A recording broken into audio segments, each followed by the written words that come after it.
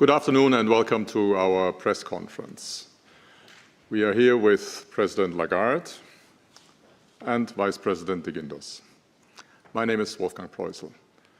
We're also joined by journalists via remote connection. So when you take the floor, I would ask you to turn on your cameras and your microphones. And with that, I would like to hand over to President Lagarde. President Lagarde, please. Thank you very much. Good afternoon. So the Vice President and I welcome you today to our press conference. The Governing Council today decided to lower the deposit facility rate, the rate through which we steer the monetary policy stance, by 25 basis points. Based on our updated assessment of the inflation outlook, the dynamics of underlying inflation, and the strength of monetary policy transmission, it is now appropriate to take another step in moderating the degree of monetary policy restriction.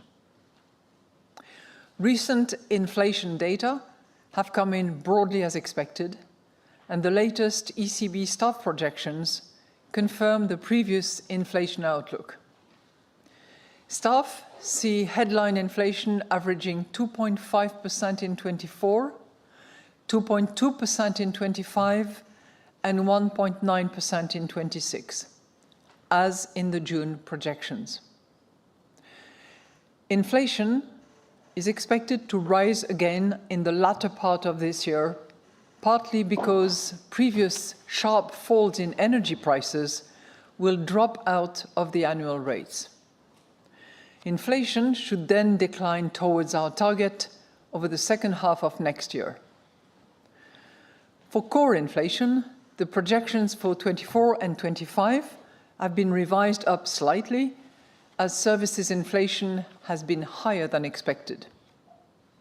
At the same time, staff continue to expect a rapid decline in core inflation from 2.9% this year to 2.3% in 25 and 2% in 26.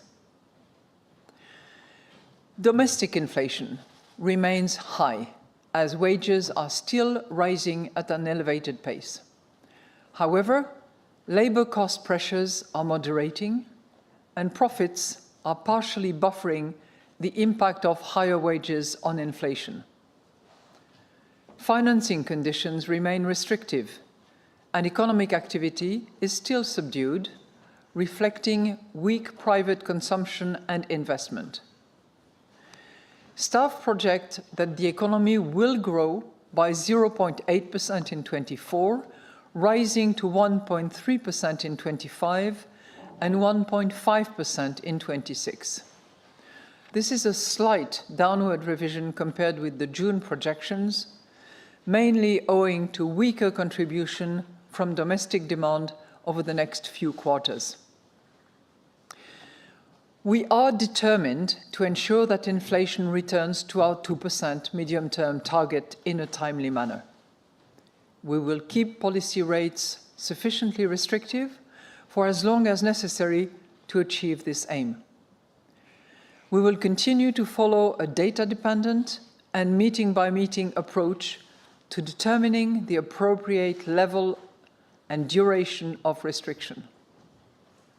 In particular, our interest rate decisions will be based on our assessment of inflation outlook in light of the incoming economic and financial data, the dynamics of underlying inflation, and the strength of monetary policy transmission. We are not pre-committing to a particular rate path. The decisions taken today are set out in a press release available on our website. As announced on March 13, 2024, some changes to the operational framework for implementing monetary policy will take effect from 18th of September.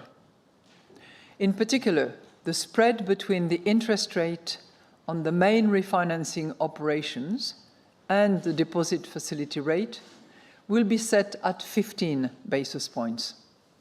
The spread between the rate on the marginal lending facility and the rate on the main refinancing operations will remain unchanged at 25 basis points. So I will now outline in more details how we see the economy and inflation developing, and will then explain our assessment of financial and monetary conditions. Turning to the economic activity. The economy grew by 0.2% in the second quarter, after 0.3% in the first quarter, falling short of the latest staff projections. Growth stemmed mainly from net exports and government spending. Private domestic demand weakened as households consumed less, firms cut down business investment, and housing investment dropped. While services supported growth, industry and construction contributed negatively. According to survey indicators, the recovery is continuing to face some headwinds. We expect the recovery to strengthen over time as rising real incomes allow households to consume more. The gradually fading effects of restrictive monetary policy should support consumption and investment. Exports should also continue contributing to the recovery as global demand rises. The labor market remains resilient. The unemployment rate was broadly unchanged in July at 6.4%. At the same time, employment growth slowed to 0.2% in the second quarter, from 0.3% in the first. Recent survey indicators point to a further moderation in demand for labor, and the job vacancy rate has fallen closer to pre-pandemic levels. Fiscal and structural policies should be aimed at making the economy more productive and competitive, which would help to raise the potential growth and reduce price pressures in the medium term. Mario Draghi's report on the future of European competitiveness and Enrico Letta's report on empowering the single market stress the urgent need for reform and provide concrete proposals to make this happen. Implementing the EU's revised economic governance framework fully, transparently, and without delay will help governments bring down budget deficits and debt ratios on a sustained basis. Governments should now make a strong start in the direction of their medium-term plans for fiscal and structural policies. Looking at inflation now. According to Eurostat's flash estimate, annual inflation dropped to 2.2% in August, from 2.6% in July. Energy prices fell at an annual rate of 3%, after an increase of 1.2% in previous month. Food price inflation went up slightly to 2.4% in August.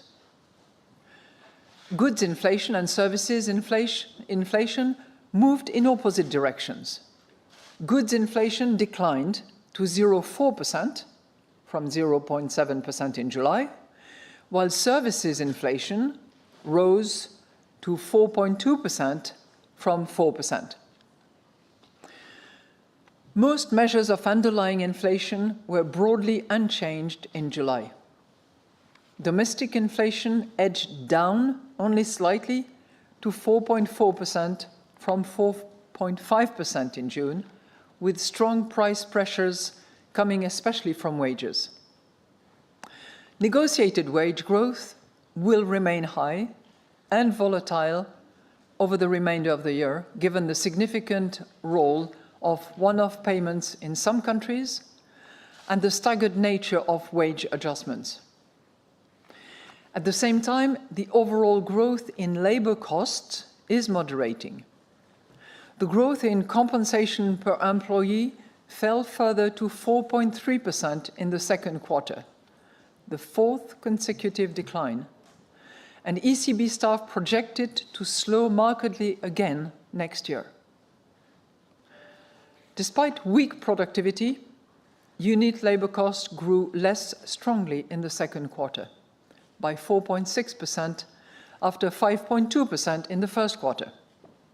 Staff expect unit labour cost growth to continue declining over the projection horizon, owing to lower wage growth and a recovery in productivity. Finally, profits are continuing to partially offset the inflationary effects of higher labour costs. The disinflation process should be supported by receding labour cost pressures and the past monetary policy tightening gradually feeding through to consumer prices. Most measures of longer-term inflation expectations stand at around 2%, and the market-based measures have fallen closer to that level since our July meeting. Let's look at our risk assessment. The risks to economic growth remain tilted to the downside.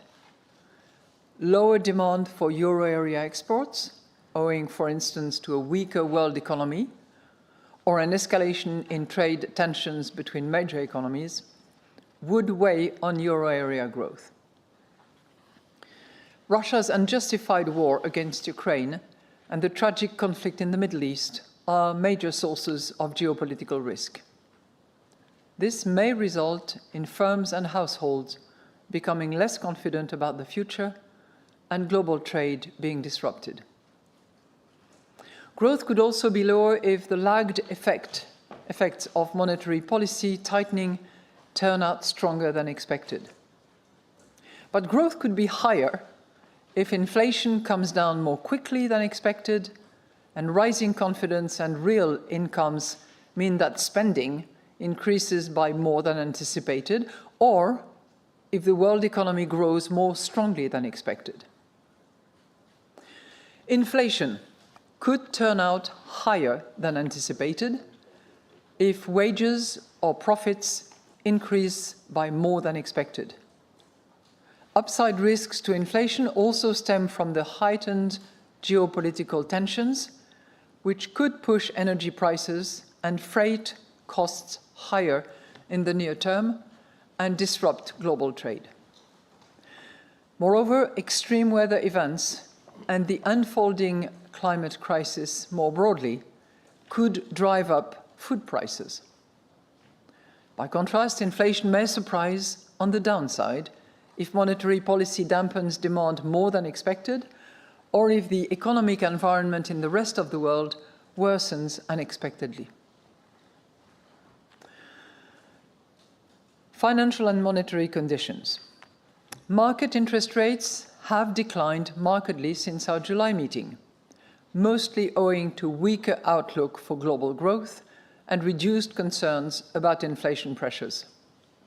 Tensions in global markets over the summer led to a temporary tightening of financial conditions in the riskier market segments. Overall, financing costs remain restrictive as our past policy rate increases continue to work their way through the transmission chain. The average interest rates on new loans to firms and on new mortgages stayed high in July at 5.1% and 3.8% respectively. Credit growth remains sluggish amid weak demand.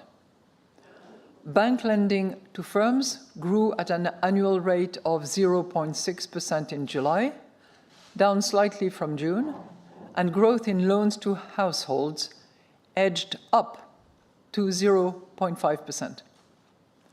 Broad money, as measured by M3, grew by 2.3% in July, the same rate as in June. To conclude, the Governing Council today decided to lower the deposit facility rate by 25 basis points. We are determined to ensure that inflation returns to our 2% medium-term target in a timely manner. We will keep policy rates sufficiently restrictive for as long as necessary to achieve the same. We will continue to follow a data-dependent and meeting-by-meeting approach to determining the appropriate level and duration of restrictions. In particular, our interest rate decisions will be based on our assessment of the inflation outlook in light of the incoming economic and financial data, the dynamics of underlying inflation, and the strength of monetary policy transmission. We are not pre-committing to a particular rate path. In any case, we stand ready to adjust all of our instruments within our mandate to ensure that inflation returns to our medium-term target and to preserve the smooth functioning of monetary policy transmission. And we are now ready to take your questions. Thank you, President Lagarde. And the first question goes to Annette Weisbach of CNBC. Annette, please. President Lagarde, thank you very much. I have a question, of course, on the decision to cut by 25 basis points versus 50. So why did you go for 25? And my second question is looking into the future, given that the Fed also is going to start to cut.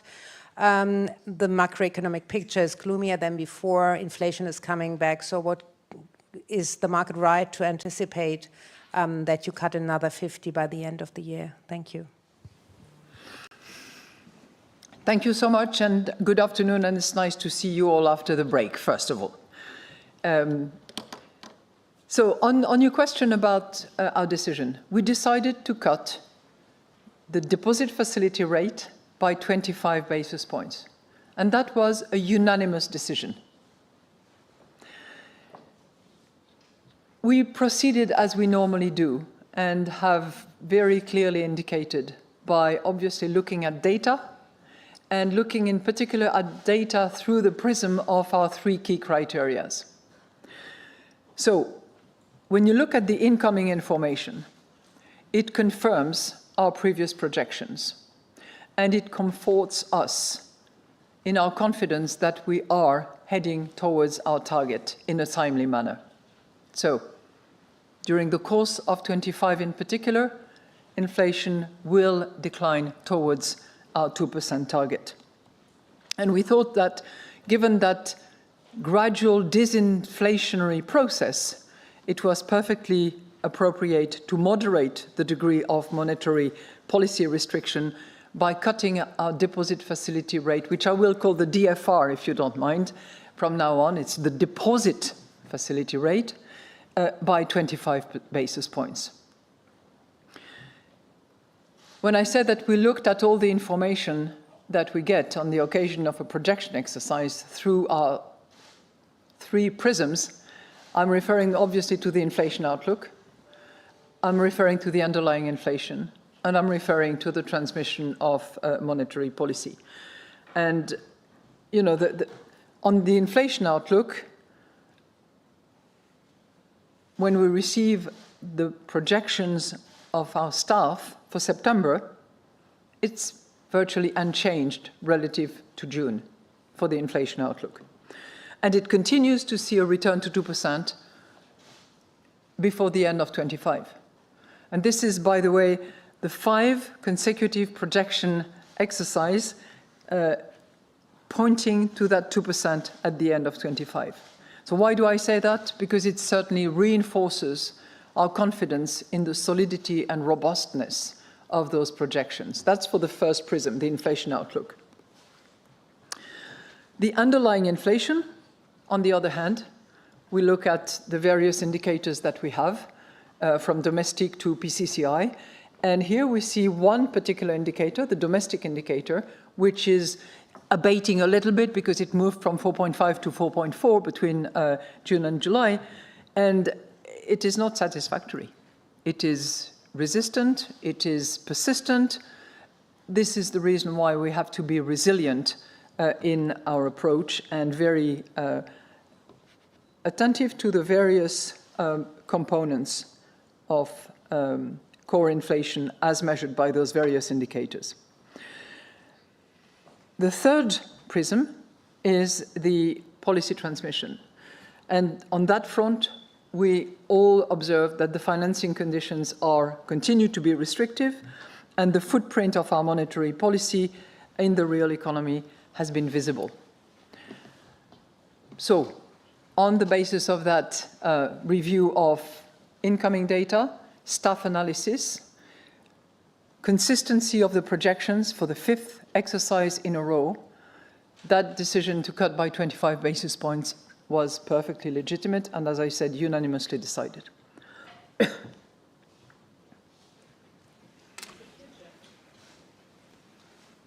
I drink to the future. Well, future, I'm tempted to quote, Spanish, que será, será. Because we have consistently said, and we repeat again, that we shall remain data dependent. And that is particularly justified in view of the uncertainty that abounds. So we shall be data dependent. We shall decide meeting by meeting. And our path, of which the direction is pretty obvious, a declining path, is not predetermined, neither in terms of sequence nor in terms of volume. And I would like to add one thing which I have already said before, which is still true, which is that data dependency does not mean data point dependency. We're not going to be fixated on one single number. We are looking at a whole battery of indicators.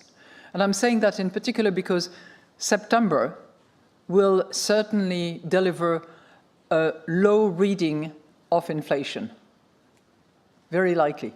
We expect, because of the base effect, particularly on energy, our inflation numbers to be up in the fourth quarter, so the last 3 months of 24, but September is going to deliver a low reading. But we're not just looking at one indicator. We're looking at a whole range of data that we receive.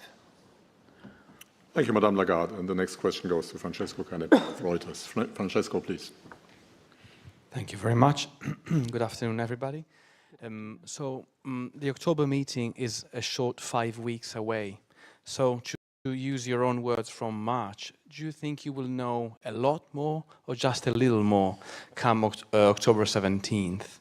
Second question is about something else. It's about something that the ECB has been championing for years, and that is cross-border consolidation between banks. It seems it's finally happening with UniCredit building up a stake in Commerzbank.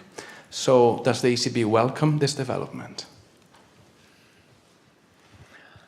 Thank you very much for your 2 questions. On your first questions, we can all count.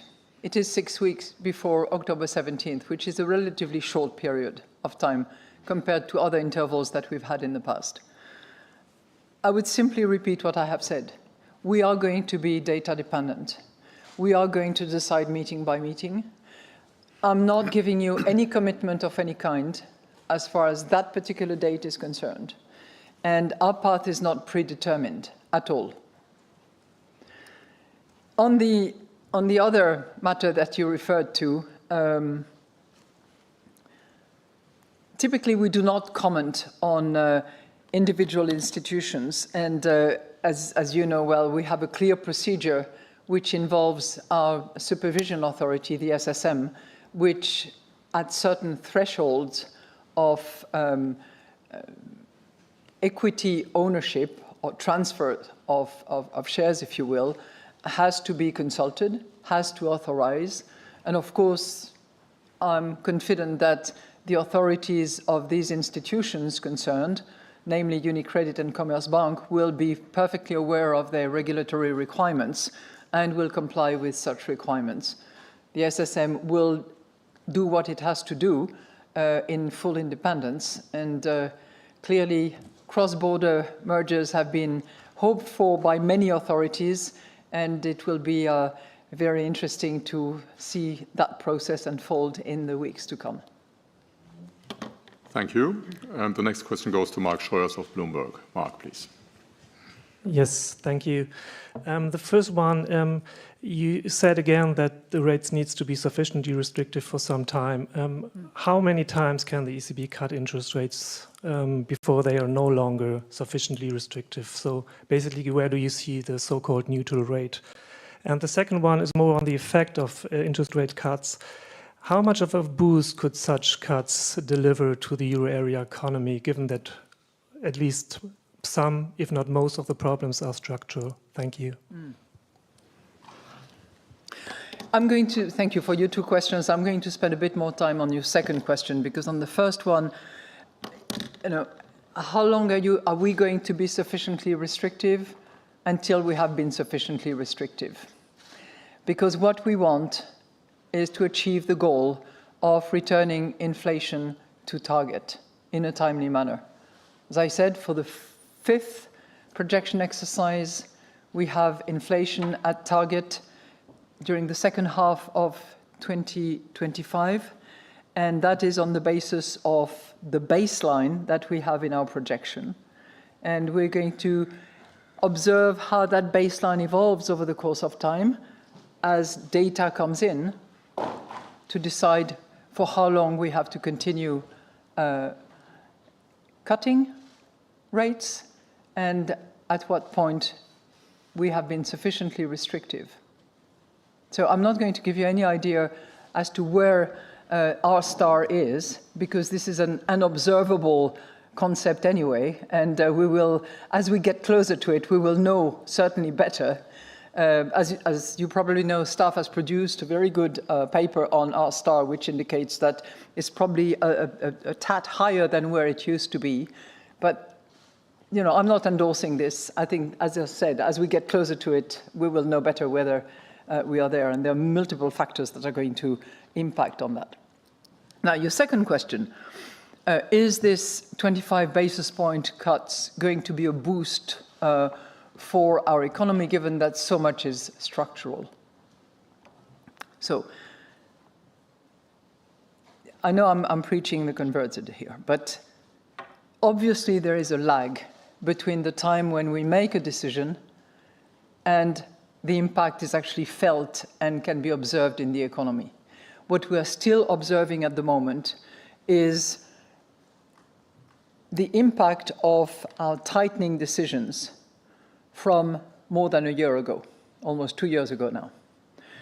This continues to have an impact. We believe that the peak has been reached in relation to GDP, but there will be continued, although downward sloping, effects of those decisions, and we will have the same kind of lag applying to the decision that we are making now. So that's point number one. The passing of time does not satisfy the instantaneous satisfaction that we would have to see the results coming out of our decisions. This is the reality of monetary policy and the functioning of our economies. The second part of my answer to your question, because you do refer to structural causes, gives me a chance to actually commend the Draghi report. We haven't had time to dissect everything, neither has anyone for that matter, because it's sufficiently substantive and material enough to require more time and special attention. But it's a formidable report in that it poses a diagnosis which is severe, but which is just, in our view.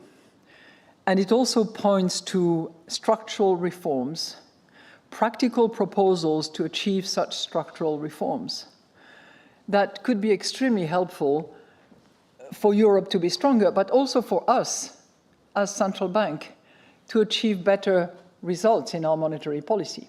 If productivity can rise as a result of the structural reforms, for instance, that would be very good news for us.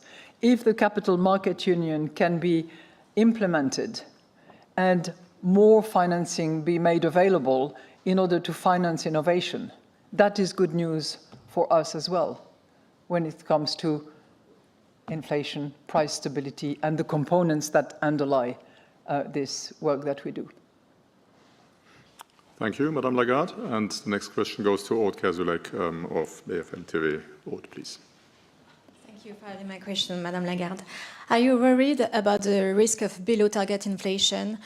In France, INSEE estimates that inflation will be 1.6% in December, and we can add that oil prices are at the lowest since COVID, so is it a risk? And second question about the Mario Draghi's report. Can it have an impact on monetary policies, on the ECB's mandates? Thank you. As you will appreciate, I'm not going to give you an answer that is country-specific because we work on a euro area basis. But obviously, it's a risk that we have to be attentive to, which is why we are targeting that 2% sustainably. Has to be asymmetric in the medium term, as we have anticipated in our strategy review, which remains completely valid. You mentioned two things. You mentioned one thing in particular. You mentioned energy. Well, energy has been one of the key factors that took prices up, directly and indirectly through all sorts of channels. And in the same vein as it took prices up, it is helping to move prices down. Well, this is an exogenous matter, and this is one, that can move again, and that we have to be prepared for. The second question you ask is, and I think I have partially responded to your question, some of the proposals in the Draghi report, as well as in the Letta report, by the way, because achieving the single market and improving the competitiveness in our view can be very complementary. But some of those proposals touch directly on what we are specifically concerned about. And the Capital Market Union is one in particular on which the Governing Council has had a strong view and issued a special opinion upon. In the same vein, the financing of innovation, the increase of productivity, the competitiveness in relation to its external position, all of that actually matters when it comes to the work that we have to do. I didn't see in Mario Draghi's report any suggestion that the mandate of the ECB should be modified. We have a single mandate, as you know, which is price stability. We comply with the treaty and with the mandate that was given by the founding fathers of Europe, and hopefully we can, not hopefully, but we will deliver on that mandate. And whatever is suggested by Mario Draghi has a lot more to do with structural reforms. And I very much hope that the executive authorities in charge will actually take it to heart and will see a path towards those structural reforms. Thank you. Turning to the remote participants, I'd like to give the floor to Martin Arnold of the Financial Times. Martin, please. So Martin is still with us? Today. Anyway, hello, President Lagarde. Two questions from me, if I may. Firstly, I'd like to ask about services inflation, which the latest reading showed went up again. How much concern does that give you? And what do you see as the risks going forward on that, as you've raised your forecast slightly for core inflation? And the second question, if I may, is back on the Draghi report. Does the ECB intend to adjust monetary policy in any way to facilitate implementation of Draghi's proposals? Thank you very much. Well, thank you so much for your two questions, and thank you for pointing to this services inflation, because that is clearly the component of prices that requires very attentive understanding, monitoring, and I'll come to that in a second. But suffice to say that it went up from 4.2 to 4.4. So whereas so many other components are on a declining path, that particular segment is increasing. And We've tried to decompose what is behind it, and it's a combination of holiday packages, insurance, and I'm trying to remember what is the third one. I'll come back I'm sure it will come back, but it's predominantly these two.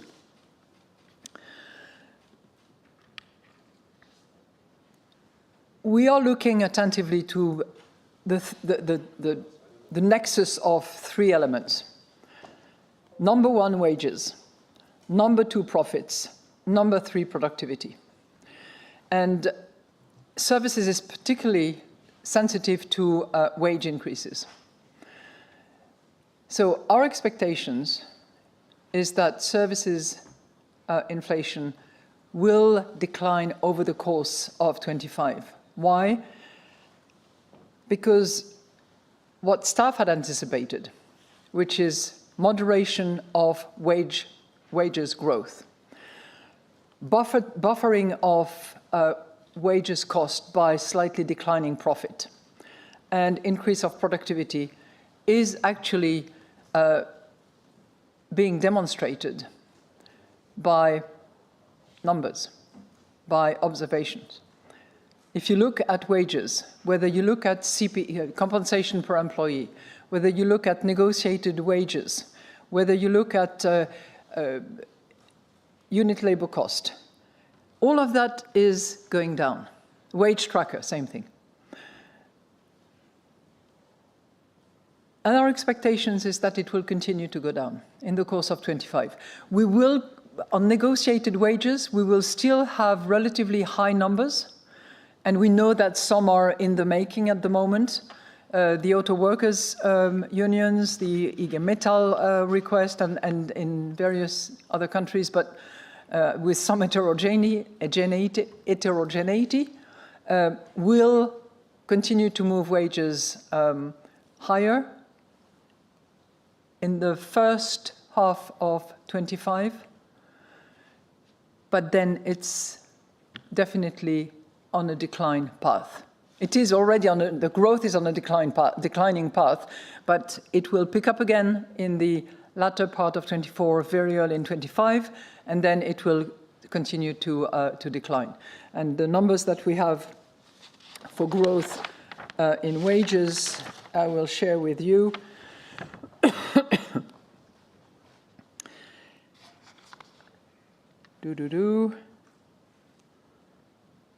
I've got my unit profit growth. So I'll give you the number later if you're interested, but it is definitely declining. That's on the wages. On profit, we are now observing from high numbers that we had at the end of 20 up until the end of 23, we are seeing declining numbers on profits. And as a result of that, you can obviously deduct that profits are actually buffering and absorbing some of these labor cost increases. On productivity, it is also on a declining path, moderate and not it's on an increasing path as considered and envisaged by staff, a little less than what they had projected, but it's also heading in the right direction. So that really confirms the views that they had taken initially, and that has given us confidence that services will move downward as well, that wages growing moderately and more moderately now, profit absorbing more wages, and productivity increasing a little bit by virtue of, cyclicality, will lead us to having services prices less than where they are at the moment. But it's obviously a sector that is, as I said, which is resistant and on which we have to be very attentive. You had a second question, if I remember, and I'm trying to... Oh, yeah.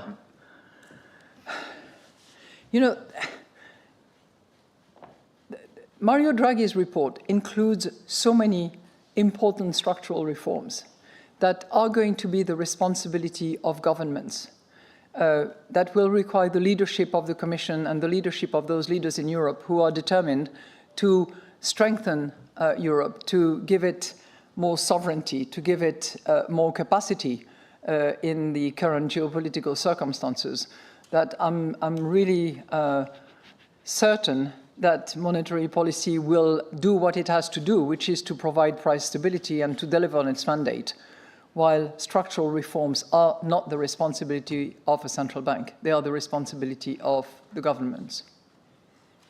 Thank you, Madame Lagarde. And staying with the remote participants, I'd like to give the floor to Silvia Berzoni of the Italian TV channel Class CNBC. Silvia, please.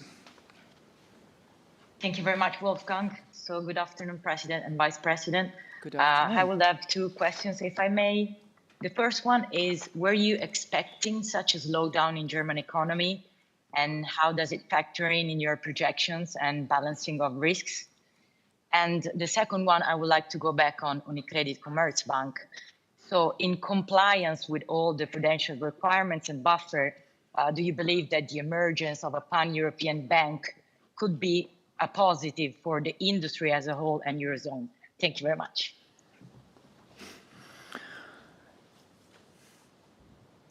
You know, our staff provides projections, goes into real in-depth analysis of the situation of every country, and receives the feedback of the National Central Bank. So they don't provide projections, or they don't provide analysis in the vacuum of the wonderful main building and Euro Tower of the ECB. We do reach out, we do work together on a Eurosystem basis. And the slowdown of the German economy was certainly anticipated by the Bundesbank, certainly the ECB as well, and shared on a Eurosystem basis. So it's embedded and included in the projection that we have.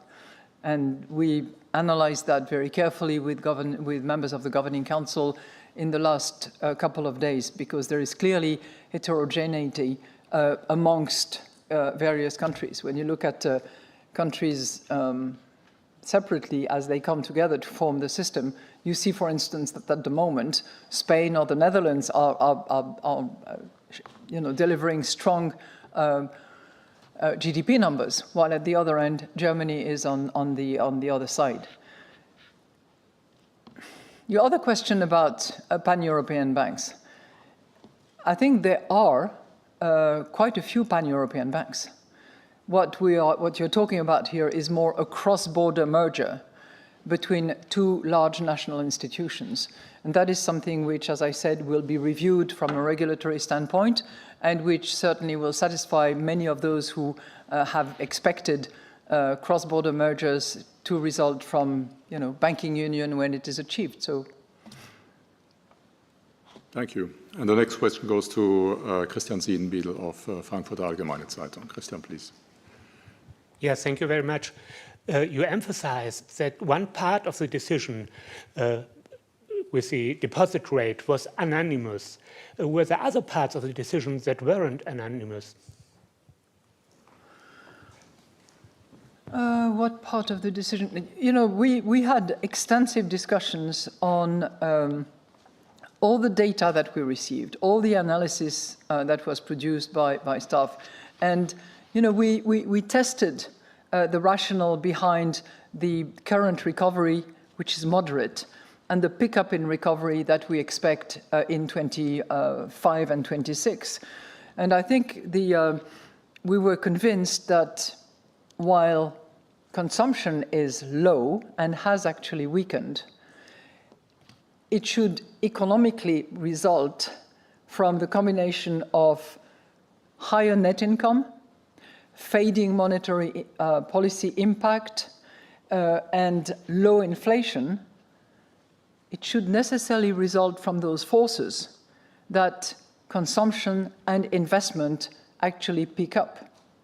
So we tested all that, and we discussed, and some tend to be a bit more pessimistic, some are more optimistic, but we really discussed in depth the rationale behind those outlook numbers that we have for 24, for 25, for 26.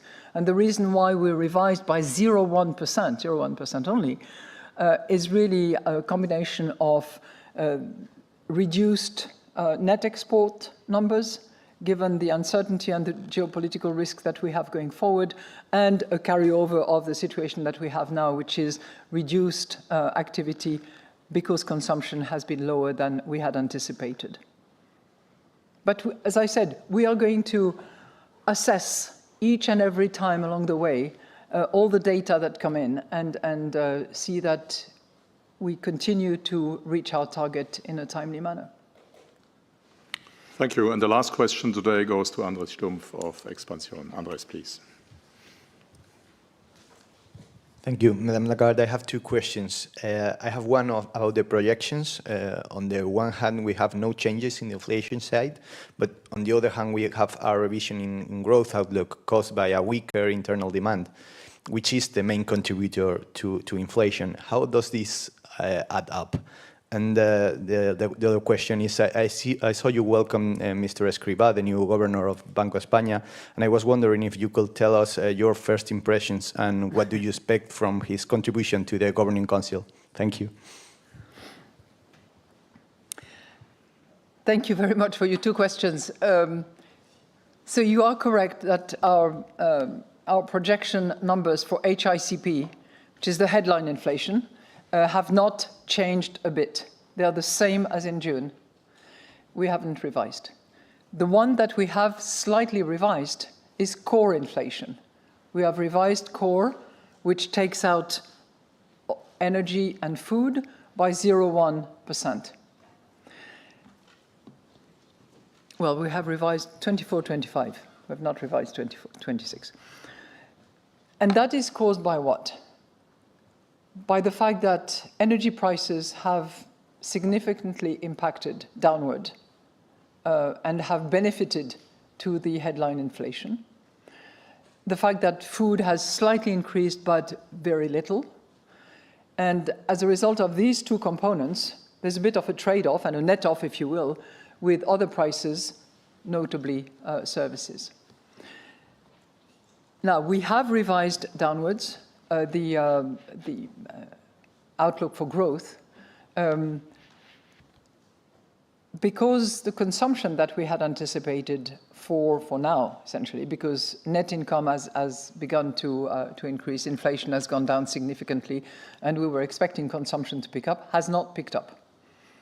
And I think that we will be looking at that carefully when we produce our next growth and GDP numbers.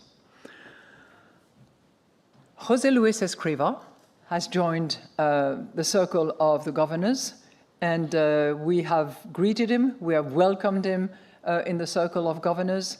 Like other governors, he has made some very useful contributions, and I hope, like any other governor, he will continue to not only give his personal views, and which might be inspired in part by, the Spanish situation, but he will have this European dimension that other governors also have when they sit around the table of the Governing Council. And it is a process, and it's a journey that I hope will be productive and pleasant, both for him and for the group of governors around the table. But I can assure you that he was welcome, and he was contributing. Thank you. That concludes our press conference. Thank you very much for participating. The next press conference will be on 17th of October, and that will be the External Governing Council press conference, which will take place in Ljubljana in Slovenia. Yeah. Thank you very much.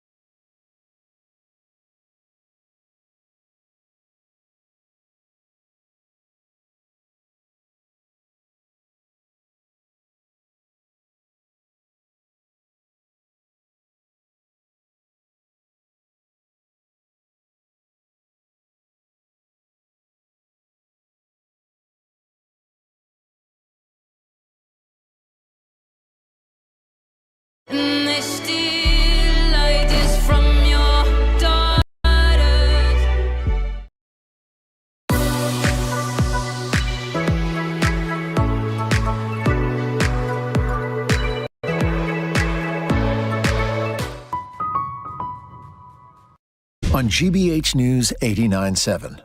I'm Investigations and Impact Editor Paul Singer, and you and I are listening to 89.7 WGBH HD1 Boston, online at gbhnews.org.